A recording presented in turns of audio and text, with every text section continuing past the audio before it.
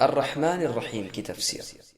الرحمن الرحیم یہ دونوں نام رحمت سے مشتق ہیں، دونوں میں مبالغہ ہے۔ رحمان میں رحیم سے زیادہ مبالغہ ہے۔ علامہ ابن جریر رحمۃ اللہ علیہ کے قول سے تو معلوم ہوتا ہے کہ گویا اس پر اتفاق ہے۔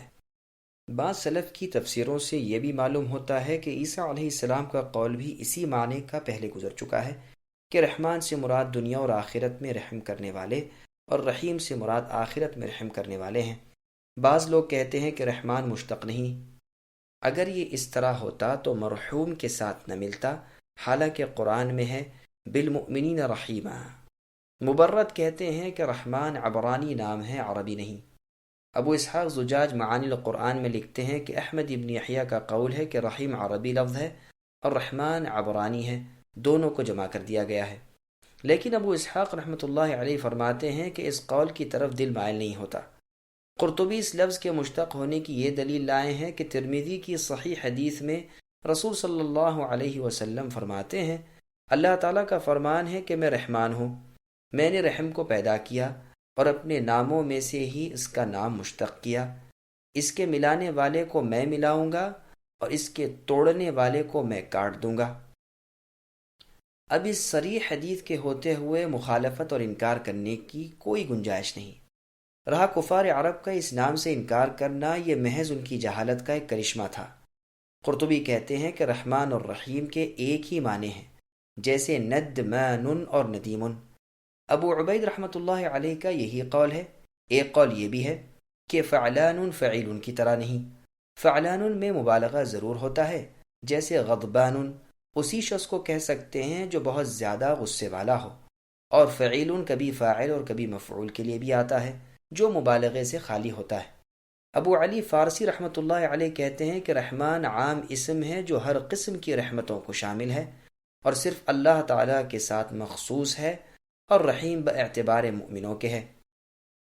فرماتے ہیں وَكَانَ بِالْمُؤْمِنِينَ رَحِيمًا، یعنی اللہ مؤمنوں کے ساتھ رحیم ہے۔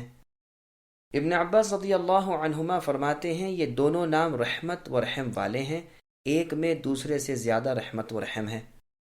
ابن عباس رضی اللہ عنہما کی اس روایت میں لفظ ارقو ہے، اس کے معنی خطابی رحمۃ اللہ علیہ وغیرہ ارفقو کرتے ہیں، جیسے کہ حدیث میں ہے کہ اللہ تعالیٰ رفق یعنی نرمی اور مہربانی والے ہیں، وہ ہر کام میں نرمی اور آسانی کو پسند کرتے ہیں، وہ نرمی اور آسانی پر وہ نعمت مرمت فرماتے ہیں جو سختی پر عطا نہیں کرتے۔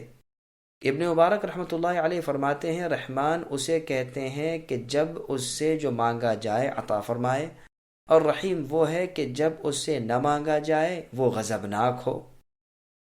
بعض شاعروں نے کہا لا تطلبن بنی آدم حاجہ وسل الذی ابوابہ لا تغلق، اللہ یغضب ان ترکت سؤالہ وبنی آدم حین یسأل یغضب، کہ تو بنی آدم کے سامنے اپنی حاجت کو طلب نہ کر، اور اس ذات سے یعنی اللہ سے اپنی حاجت طلب کر جن کے عطا کے دروازے کبھی بند نہیں ہوتے۔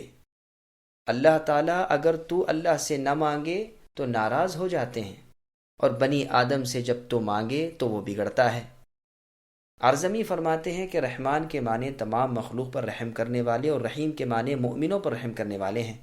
دیکھیے قرآن کریم کی دو آیات ثم استوى علی العرش اور الرحمن علی العرش استوى میں استوا کے ساتھ رحمان کا لفظ ذکر کیا تاکہ تمام مخلوق کو یہ لفظ اپنے عام رحم و کرم کے معنی سے شامل ہو سکے، اور مؤمنوں کے ذکر کے ساتھ لفظ رحیم فرمایا وَكَانَ بِالْمُؤْمِنِينَ رَحِيمًا، بس معلوم ہوا کہ رحمان میں مبالغے بنسبت رحیم کے بہت زیادہ ہے۔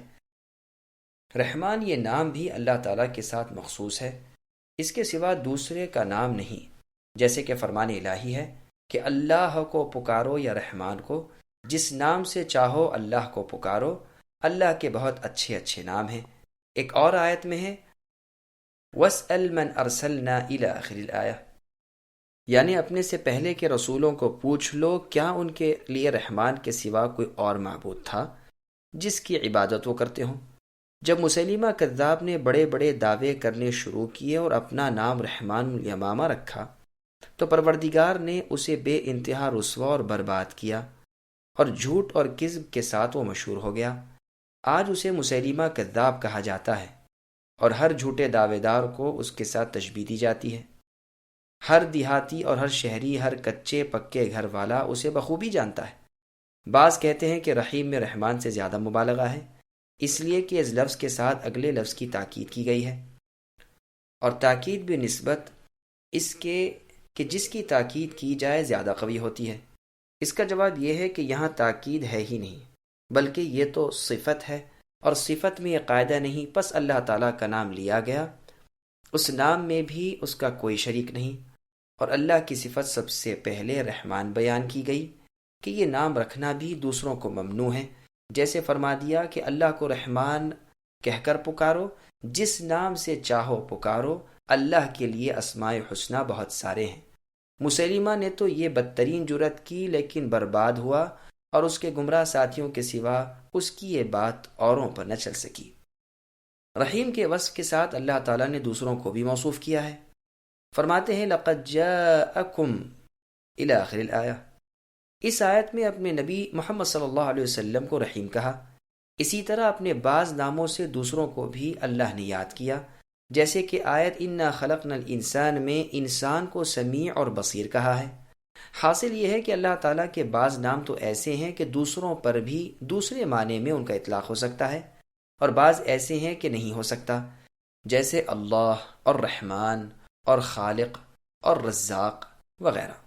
اسی لیے اللہ تعالیٰ نے اپنا پہلا نام اللہ لیا، پھر اس کی صفت رحمان سے کی، اس لیے کہ رحیم کی نسبت یہ زیادہ خاص ہے اور زیادہ مشہور ہے۔ قاعدہ ہے کہ پہلے سب سے زیادہ بزرگ نام سے نام لیا جاتا، اس لیے سب سے پہلے سب سے زیادہ خاص نام کے ساتھ لیا، پھر اس سے کم، پھر اس سے کم۔ اگر کہا جائے کہ جب رحمان میں رحیم سے زیادہ مبالغہ موجود ہے تو پھر اسی پر اکتفا کیوں نہ کیا؟ تو اس کے جواب میں عطا خراسانی رحمۃ اللہ علیہ کا یہ قول پیش کیا جا سکتا ہے کہ چونکہ کافروں نے رحمان نام بھی غیروں کا رکھ لیا تھا، اس لیے رحیم کا لفظ بھی لائے تاکہ کسی قسم کا وہم ہی نہ رہے۔ رحمان و رحیم صرف اللہ تعالیٰ ہی کا نام ہے۔ ابن جریر رحمۃ اللہ علیہ نے اس قول کو نقل کیا ہے۔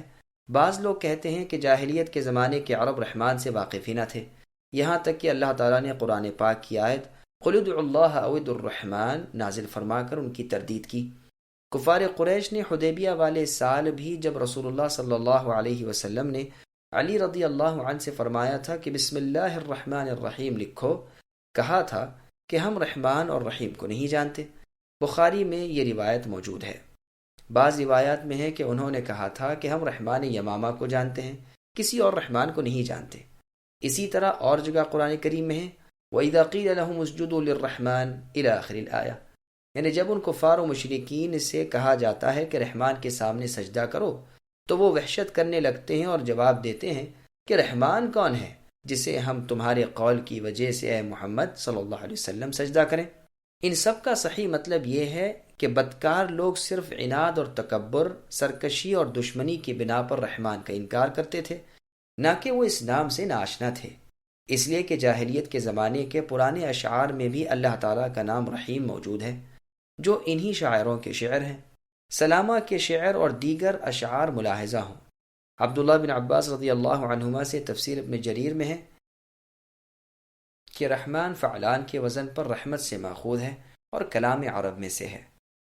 وہ اللہ رفیق اور رقیق جس پر رحم کرنا چاہے اور جس سے غصہ ہو اس سے بہت دور اور اس پر بہت سخت گیر بھی ہے۔ اسی طرح اللہ کے تمام نام ہیں۔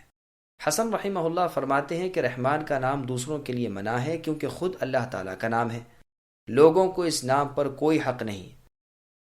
اور ایک جماعت اسی طرح بسم اللہ الرحمن الرحیم کو آیت قرار دے کر الحمدللہ کو الگ پڑھتی ہے اور بعض ملا کر پڑھتے ہیں۔ میم کو دو ساکن جمع ہو جانے کی وجہ سے زیر دیتے ہیں، جمہور کا یہی قول ہے۔ کوفی کہتے ہیں کہ بعض عرب میم پر زبر پڑھتے ہیں، حمزہ کی حرکت زبر میم کو دیتے ہیں، جیسے الف لام میم اللہ لا الہ الا ہو۔ ابن عطیہ رحمۃ اللہ علیہ کہتے ہیں کہ زبر کی قرأت کسی سے بھی میرے خیال میں مروی نہیں۔ بسم اللہ الرحمن الرحیم کی تفسیر ختم ہوئی۔